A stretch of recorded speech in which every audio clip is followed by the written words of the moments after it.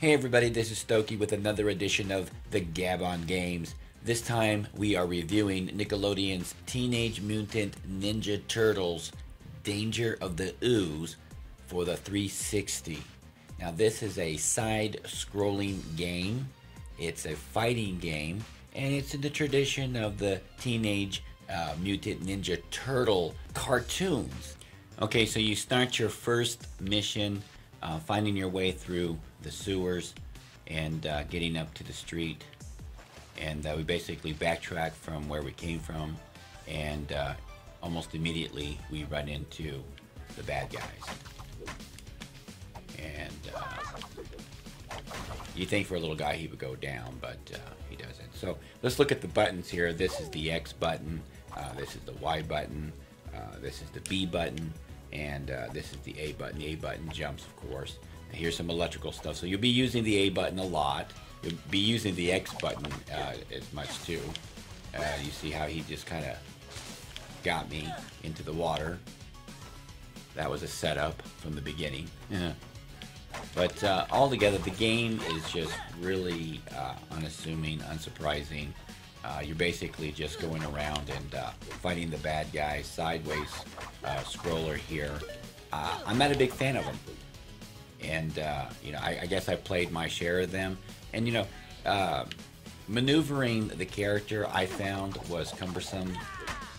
I wasn't really impressed with some of the way that the joystick worked.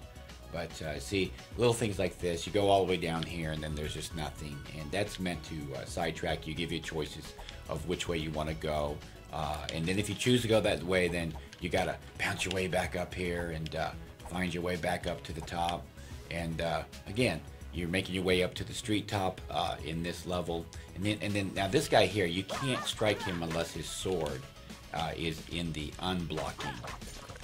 I'll show you if you can block his sword again. Well, right there. You can't hurt him as long as he's doing that stance. And now he's let go, so you just take care of this guy. And defeating enemies gives you pizza and whatnot. And of course, you know, being a Ninja Turtle, that's always good.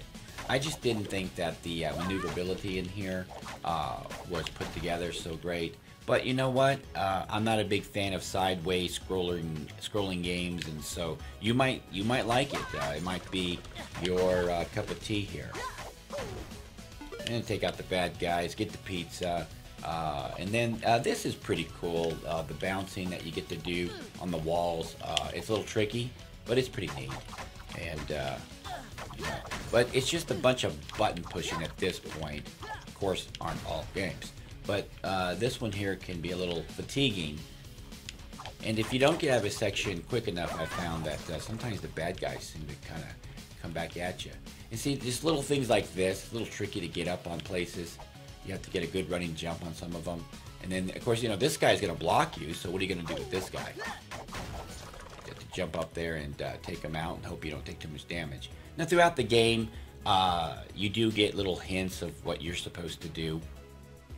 I never read manuals, so they help me out. And then you go topside. On this level here, there's really two choices. You go through this door, or you can go through this door. And I haven't been through this door before, so I'm going to try this door out. Immediately a bad guy. There you go. And see, I'm not even sure if you can climb this ladder, or if this is considered a dead end, because it doesn't give you any training really on how to move your man around. It just gives you some fighting techniques. So I'm gonna try this door next and see if I have better luck. Okay, so here we have some platforms that appear to be the way for us to go. And again, more bad guys.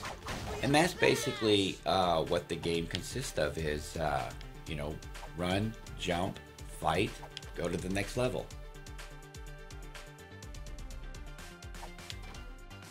And I found that if you fall like that, it can be almost impossible to get yourself back to where you were before.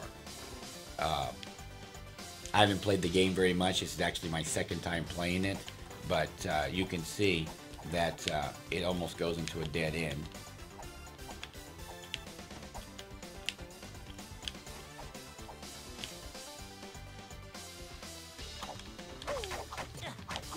You take these guys out.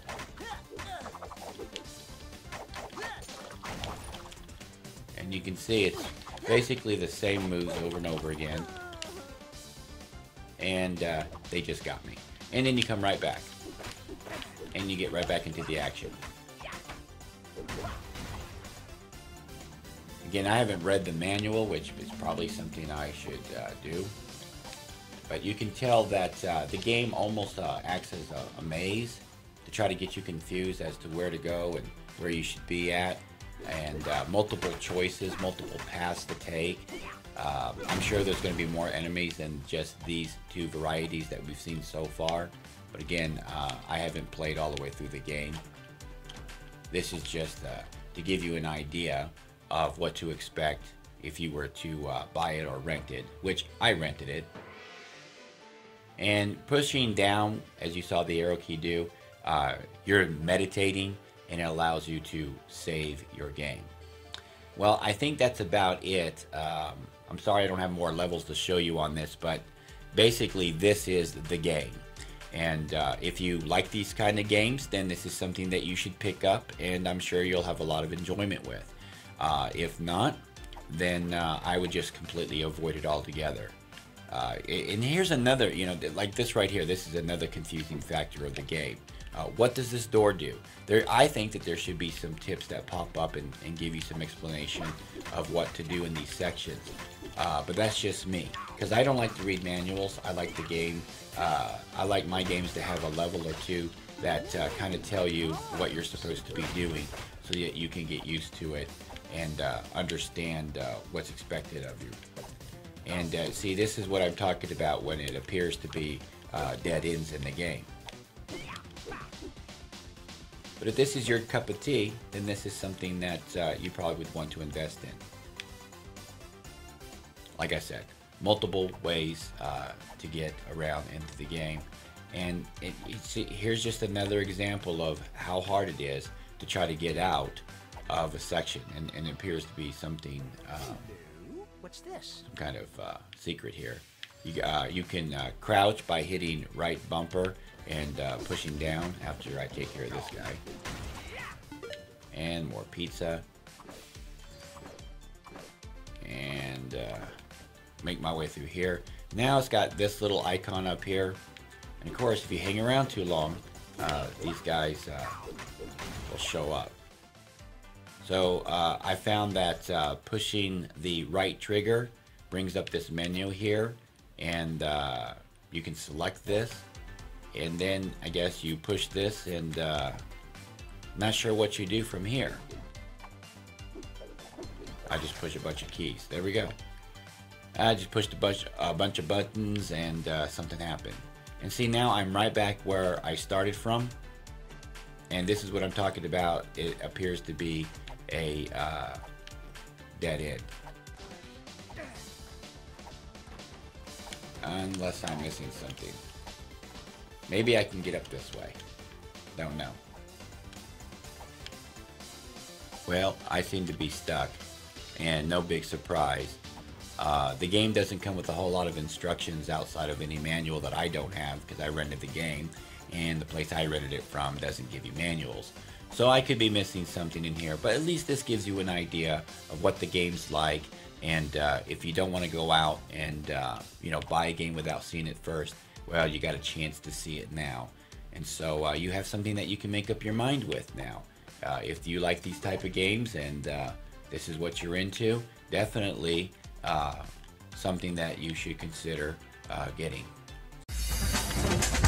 That's all the time we have on this episode of Stowky, the Gab-on Games. If you liked what you saw, subscribe to my channel and give me a thumbs up. Until next time, get stoked!